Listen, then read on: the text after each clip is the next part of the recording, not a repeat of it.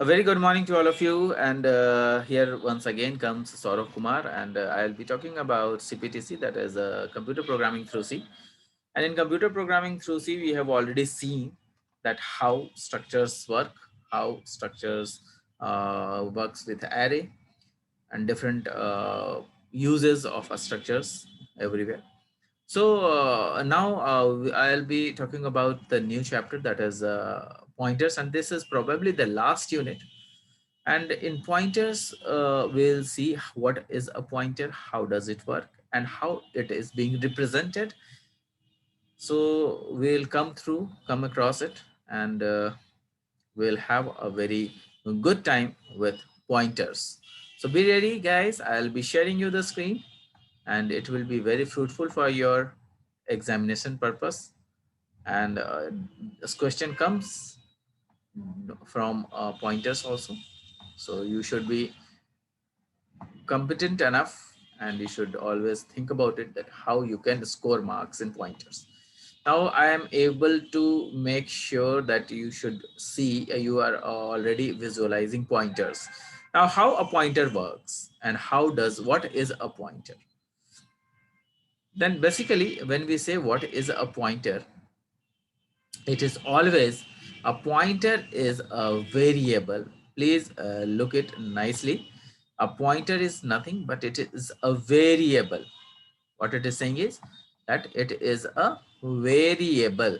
Now what a variable is, variable means what, a value or a thing which keeps on changing its value, right? Then basically the pointer is what, pointer is nothing but it's a variable. Pointer is a variable that represents the location or address of a variable. Do remember that a pointer, एक pointer क्या होता है, pointer एक variable है, और variable हम लोग जानते हैं कि क्या होता है। तो पॉइंटर क्या है, एक वेरिएबल है जो कि रिप्रेजेंट करता है किसी भी लोकेशन या एड्रेस को,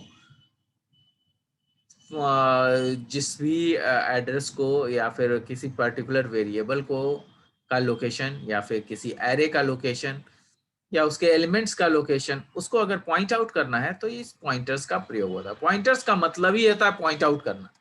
पॉइंट आउट करना मतलब पॉइंट आउट, क्या पॉइंट आउट करना, एड्रेस पॉइंट आउट करना। तो जहां पर वर्ड पॉइंटर आएगा दैट मीन्स द एड्रेस। ठीक है, अब इसका यूजेस क्या क्या है। They are used to pass information back and forth between function and calling point. देखिए, जब भी आपसे पॉइंटर पूछा जाएगा कि क्या पॉइंटर है, तो आप ये एक लाइन का डेफिनेशन लिखिएगा तो उससे नहीं होगा।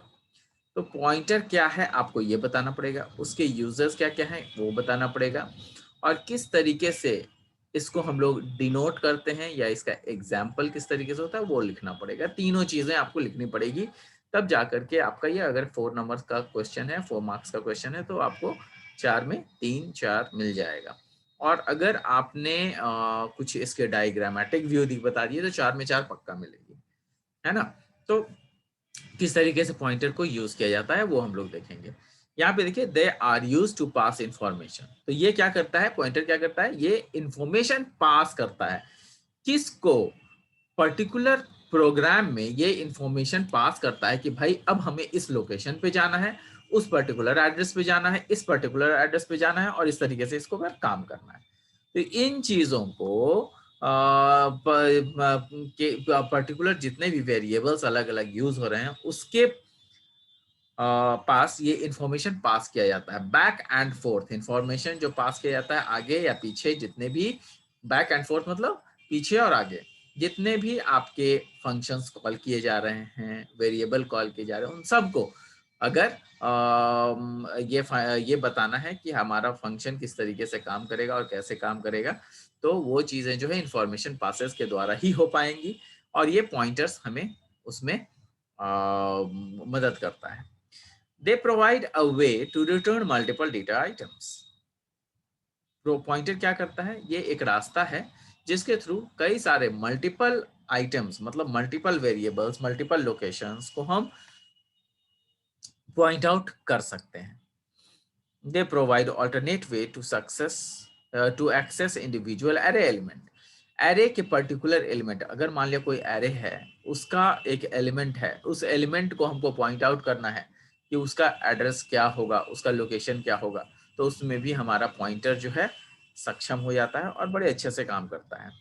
When we declare a variable से x, हम लोग अगर मान लिया कि सपोज कीजिए कि x कोई वेरिएबल ले रहे हैं, the computer reserves a memory cell, तो उसके लिए क्या करता है कंप्यूटर, कंप्यूटर एक मेमोरी ले लेता है ना। कंप्यूटर क्या करता है, कंप्यूटर एक मेमोरी जो है वो एक्सेप्ट कर लेता है, उस मेमोरी को डाल देता है और उस मेमोरी के जरिए जो है हम लोग यूज कर पाते हैं। देखिए व्हेन वी डिक्लेयर, यहाँ पे लिखा हो when we declare a variable x, the computer reserves a memory, तो एक मेमोरी जो है एलोकेट कर देता है उस x के लिए विद द नेम x, ठीक है।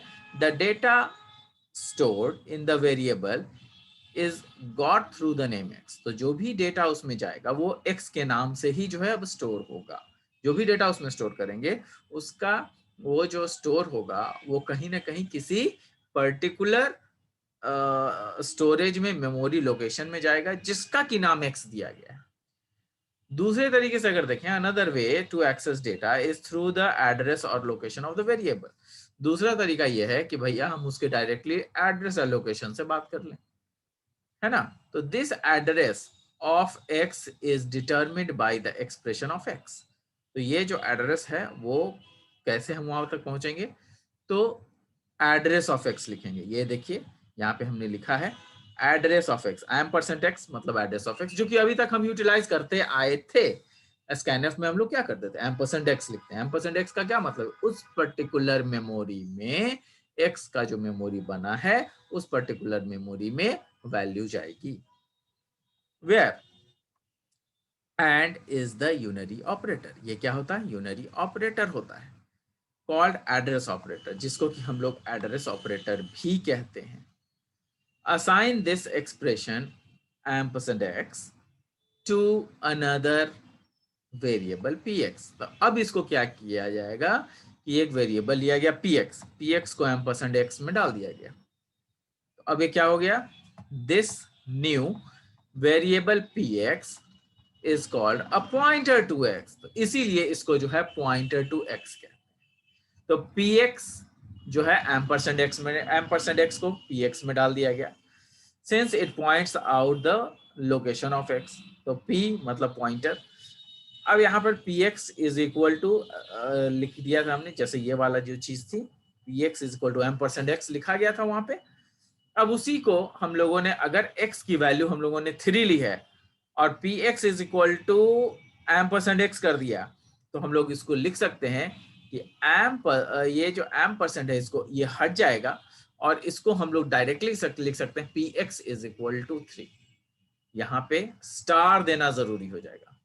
तो a star px, where a star क्या है, star is the unary operator, जैसे वहां पर जो है %, एक यूनरी ऑपरेटर है, यहाँ पे स्टार एक यूनरी ऑपरेटर बन जाता है। देखिए यहाँ पे लिखा हुआ भी है, since it points to the location of x, the data stored in x is accessed by the expression star px, ये स्टार px के द्वारा स्टोर किया जाएगा। Where star is an unary operator called the indirection operator, तो ये जो है unary operator है वो इनडायरेक्शन ऑपरेटर है ना। तो एग्जांपल में if x is equal to 3, तो जो कि मैंने आपको बताया 3 जो है x में चला गया, तो x की वैल्यू हो गई 3। अब ये x की को जो है पॉइंट आउट कर रहे हैं %x से, तो ये %x कहाँ जा रहा है, px में जा रहा है। px एक अलग वेरिएबल है और px एक अलग वेरिएबल है। उसके बाद हम लोगों ने क्या किया कि उस px के वेरिएबल को, उसको हमने एम्परसेंड हटा दिया और सीधे स्टार px लिख दिया। Star px is equal to 3 लिखेंगे तो आपका यही मतलब होगा कि वो जो x है वो x इज इक्वल टू 3 हो जाएगा। डिक्लेरेशन एंड इनिशियलाइजेशन, कैसे डिक्लेयर करते हैं और कैसे इनिशियलाइज करते हैं, वेरी इंपॉर्टेंट, ठीक है। तो जब आप लिखेंगे आंसर पॉइंटर की, तो कैसे डिक्लेयर करते हैं, कैसे इनिशियलाइज करते हैं, ये आपको लिखना पड़ेगा और इसका एक एग्जाम्पल जो नीचे दिया हुआ है वैसा एग्जाम्पल भी बनाना पड़ेगा। A pointer is a variable is to be declared initially. Pointer क्या है, एक ऐसा वेरिएबल है जिसको पहले इनिशियलाइज करना पड़ता है। It is done by the syntax. Data type ये आपका सिंटैक्स है, ये आपको जो दिख रहा है ये आपका सिंटैक्स है पॉइंटर का। तो मतलब डेटा टाइप, डेटा टाइप पहले लिखेंगे, जैसे इंट कैर जो होता है डबल, ये जो है आपका डेटा टाइप होता है। तो यहाँ पे इंट लिखेंगे, इंट या फ्लोट जो भी लिखना चाहें लिख सकते हैं।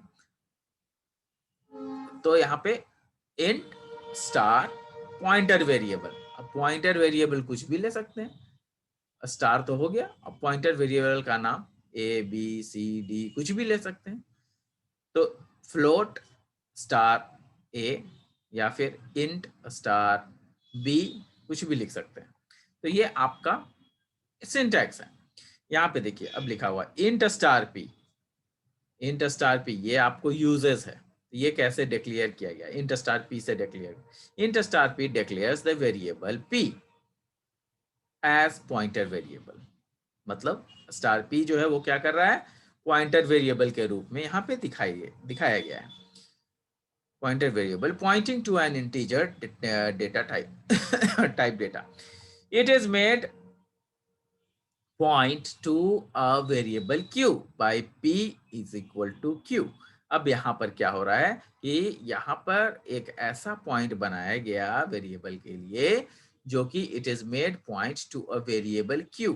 यहाँ पे वेरिएबल q एक अलग लिया गया वेरिएबल, और उसमें जो है हम लोग क्या कर रहे हैं, p is equal to ampersand q डाल रहे हैं।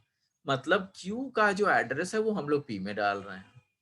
अब यहाँ पर क्या कर रहे हैं, इन p the address of the variable q is stored। p में क्या हुआ, p में q का एड्रेस स्टोर हो गया इस p में। the value stored in q is got by, तो वैल्यू कैसे मिलेगा इसका, हम लोग जो है q जो है वो हमें कैसे मिलेगा, तो स्टार p से मिल जाएगा। क्यों, क्योंकि स्टार p जो है डिक्लेयर किया गया था पहले, तो स्टार p और उसका फिर p is equal to ampersand q किया गया, तो वो जो है q की वैल्यू स्टोर हो गई p में। अब उसके बाद जो है स्टार p के जरिए हम लोग उसको पॉइंट कर सकते हैं कि what is the address of the q।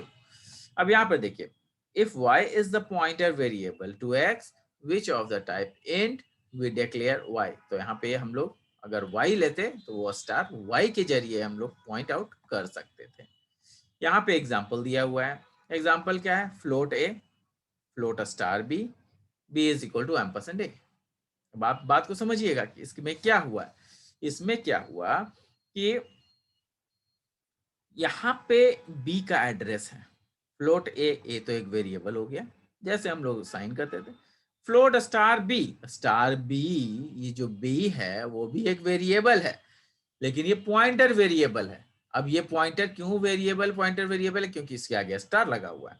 तो फ्लोट स्टार बी जैसे लिखा तो वो पॉइंटर वेरिएबल हो गया। अब इस स्टार बी के जरिए एम्परसेंड ए जो है बी में चला गया, मतलब ए किया गया, बी इक्वल टू ए करते तो ए का वैल्यू जाता, लेकिन यहाँ पे एम्परसेंड ए किया गया, एम्परसेंड ए का मतलब address of A that has been stored into B, है ना, ये आप ध्यान में रखिएगा कि address of A has been stored into B. अब ये चीजें जो है यहाँ पर क्लियरिफाई की गई है, नोट हियर इन बी, मतलब बी में address of A is stored. देखिए यहाँ पे बी में क्या हुआ है, address of A is stored, and in star B the value of A is stored. Star B में क्या हुआ, वैल्यू ऑफ ए स्टोर हुआ, ए का जो भी वैल्यू है वो स्टार बी में स्टोर हो गया, और बी में क्या स्टोर हुआ, एड्रेस ऑफ ए का जो आपका वैल्यू है, एड्रेस ऑफ ए जो है वो स्टोर हो गया बी में। तो यहाँ पर स्टार बी में वैल्यू स्टोर हुआ, यहाँ पे बी में एड्रेस ऑफ ए स्टोर हो गया। तो these are the two ways. अभी इसका जब हम लोग यूजेस देखेंगे तो हम लोग ज्यादा समझेंगे, ठीक है, आगे बढ़ते जाइए, पढ़ते जाइए। Passing pointers to a function, अब ये देखना है कि पास कैसे करते हैं पॉइंटर को फंक्शन के जरिए। तो फंक्शन के साथ जो पॉइंटर्स को पास आउट करते हैं वो कैसे करते हैं, वो सारी चीजें इसमें हमें देखने को मिलेंगी। Pointers are also pass to a function like variables, जैसे वेरिएबल फंक्शन में पास किया जाता है वैसे पॉइंटर्स भी पास किया जाता है। आपको याद होगा कि जब फंक्शन में लिखते थे तो हम लोग कॉमा दे करके उसको फंक्शन में हम लोग वेरिएबल को पास कराते थे। तो जैसे वेरिएबल को पास कराते हैं वैसे हम लोग यहाँ पॉइंटर को पास कराएंगे। Pointers are normally used for passing arguments by references. तो पॉइंटर्स कैसे पास किया जाता है? पॉइंटर्स जो पास किया जाता है they are normally use for passing arguments. Arguments को पास करने के लिए यूज किया जाता है by reference. Unlike in the case of variable and arrays, they are passed by values. तो जो केसेस हैं, unlike in the case of case if variable, जिस तरीके से इफ वेरिएबल में हम लोग पास करते हैं वैसे ही उस तरीके से नहीं, बल्कि हम लोग एरे या इफ में जैसे कंडीशन पास करते हैं वैसे में नहीं पास करते हैं, उसमें हम लोग बेसिकली वैल्यूज के साथ पास करते हैं। When data are passed by values, the alteration made to the data items within the functions are not carried over the calling point. बात को समझिएगा, यहाँ पे कहता है कि जब डेटा पास होता है by value, pass by value जब हम लोग करते हैं डेटा को, जब पास करते हैं when data are passed by values, the alteration made to the data items within the function are not carried. जब फंक्शन के अंदर हम लोग डालते हैं तो फंक्शन के अंदर जब भी हम लोग डालते हैं डेटा आइटम में, तो within the function they are not carried over to a calling point. कहने का मतलब जब कॉलिंग पॉइंट आता है तो उस समय वो फंक्शन में पास किया जाता है। तो ये जो है हमारे पास हो सकता है, ये चीजें पॉसिबल है। However, when the data are passed by reference, इसको ध्यान से पढ़िएगा, ये बहुत इंपॉर्टेंट है। However, when data are passed by reference, अगर मान लिया रेफरेंस के जरिए हम लोग डेटा को पास करते हैं या फिर दूसरे तरीके से पास करते हैं तो ये हो जाता है।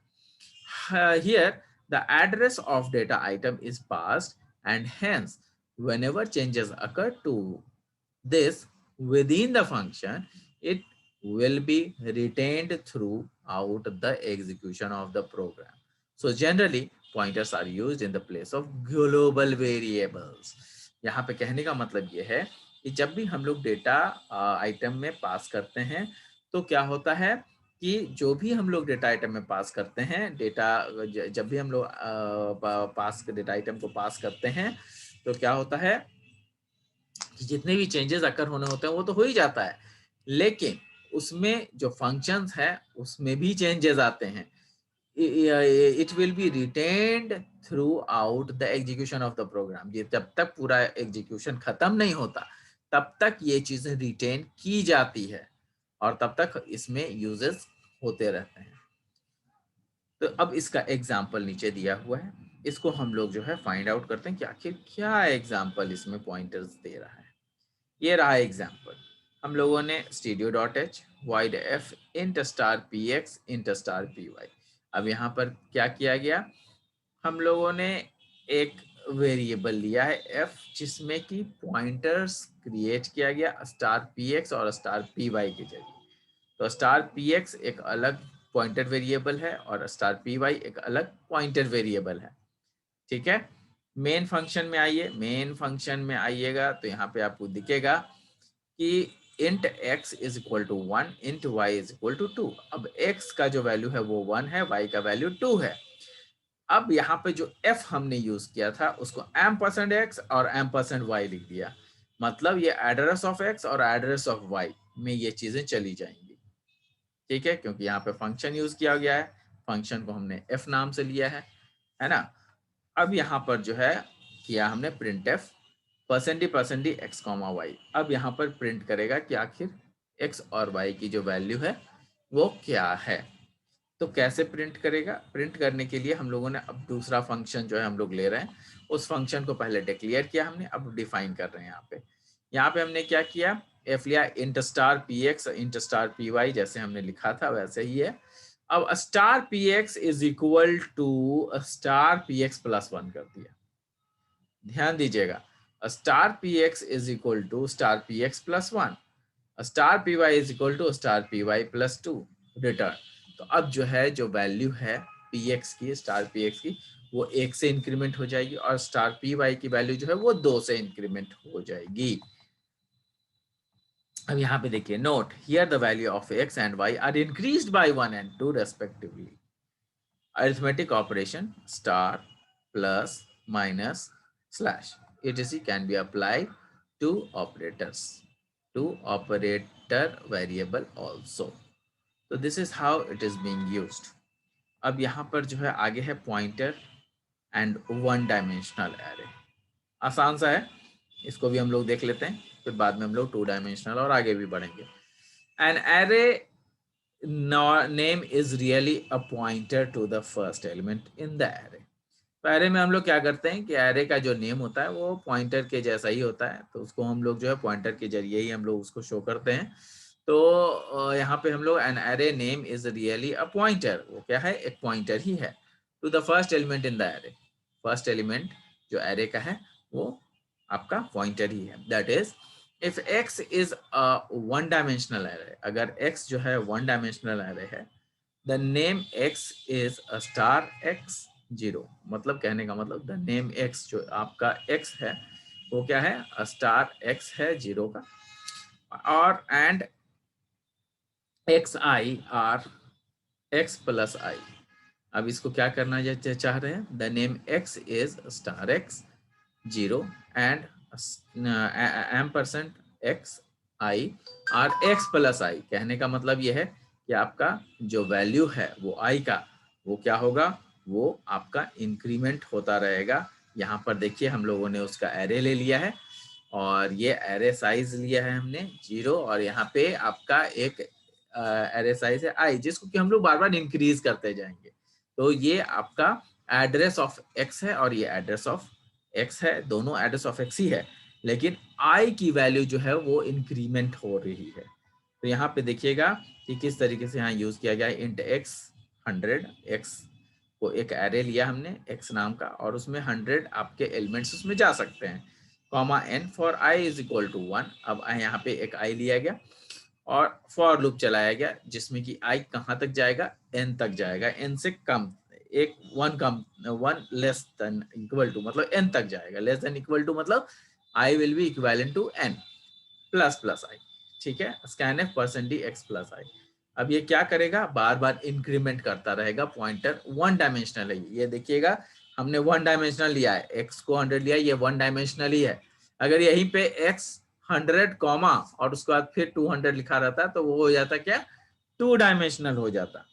Note the values stored in array are got by star. तो यहाँ पे क्या हुआ कि जो वैल्यू आपका यहाँ दिया हुआ है वो कैसे निकलेगा, स्टार एक्स प्लस वाई से निकल जाएगा, है ना। तो स्टार एक्स प्लस वाई जैसे ही करेंगे, कहां पर डालेंगे, तो यहाँ पे जो एक्स आई जो हमने डाला है ना, तो जो एक्स आई का जो वैल्यू है, एक्स आई जब भी हम लोग डाल रहे हैं, तो यहाँ पे अगर एक्स आई की जगह पे हम लोगों ने क्या डाला, एक्स आई स्टार एक्स प्लस आई जब डालेंगे तो हम लोगों को क्या होगा, हम लोगों को जो उसकी वैल्यूज हैं एरे का, वो हम लोगों को एक्चुअल वैल्यू निकल जाएगा। यहाँ पे देखिएगा स्कैन एफ में लिखा हुआ है परसेंट डी एक्स प्लस आई, है ना। तो यहाँ पे हम लोग क्या करेंगे, स्टार एक्स प्लस वाई डाल देंगे, इसको रिमूव कर देंगे, स्टार एक्स प्लस वाई डाल देंगे in the place of percent D एम% एक्स आई। ये जो एक्स आई लिखा हुआ है इसके जगह पे जो है हम लोग क्या करेंगे, स्टार एक्स प्लस वाई डाल देंगे, हमारा सारा वैल्यू का निकल जाएगा। तो ये वन डायमेंशनल, ठीक है। तो इसी तरीके से होता है। Next I will continue from dynamic memory allocation. थोड़ा बहुत पॉइंटर्स आप लोग पढ़ लीजिए, ठीक है। फिर डायनेमिक एलोकेशंस, मेमोरी एलोकेशन से हम लोग नेक्स्ट क्लास में शुरू करेंगे, क्योंकि pointer is a new chapter. 1 2 3 classes लगेंगे इसमें। थोड़ा सा आप लोग पहले पढ़ लीजिए, पढ़ने के बाद थोड़ा बहुत जब समझ में आने लगेगा तब हम लोग इसमें आगे बढ़ेंगे। क्यों, क्योंकि बहुत कुछ इसमें जानना पड़ेगा और ये बहुत इंपॉर्टेंट चैप्टर भी है। तो थोड़ा सा इसमें आपको ध्यान देना पड़ेगा, और ध्यान देने के साथ साथ थोड़ा सा आप इसमें 1 2 प्रोग्राम देखिए कि पॉइंटर को किस तरीके से इनिशियलाइज किया जा रहा है, कहाँ कहाँ पर इसकी इनिशियलाइजेशन होती है, कहाँ कहाँ पर इसके यूसेज होते हैं। तो वो चीज़ आप लोग देखिए, और धीरे धीरे जो है आप अपने से पढ़ाई करके, खुद से पढ़ाई करके, मैंने आपको नोट्स भी सामने में, मेरे वीडियोस देखिए और वीडियोस में नोट्स भी लिखा हुआ है, पॉज कर लीजिए, पढ़ लीजिए उस चीज़ को कि क्या लिखा हुआ है, और उसके बाद आपको कुछ कुछ जब समझ में आने लगेगा तो जो है फ्रूटफुल होगा। मैं चाहूँ तो और भी क्लास ले सकता हूँ, लेकिन I am just giving you time to understand the chapters so that you can have a clear concept of pointers। Pointers में आप लोगों का क्लियर कॉन्सेप्ट रहे, ये मैं भी चाहूंगा, ताकि आप लोगों को एग्जाम में कहीं कोई दिक्कतें ना आए। और सी एक अच्छा कॉन्सेप्ट है, कॉन्सेप्ट अगर बिल्ड होगा तो आगे के काम कई सारे हम भी कर पाएंगे और आप लोगों को काफ़ी सहूलियत होगा किसी भी चीज़ को समझने में, प्रोग्रामिंग को समझने में, ताकि आप लोग प्रोग्रामिंग को अच्छी बेहतर ढंग से बेहतर तरीके से कर पाएं। तो I hope I am able to make you understand. So guys, thank you, thanks a lot, and I'll be meeting you in the next class, and we'll be having a good concept of pointers again. Thank you, thanks a lot, bye bye.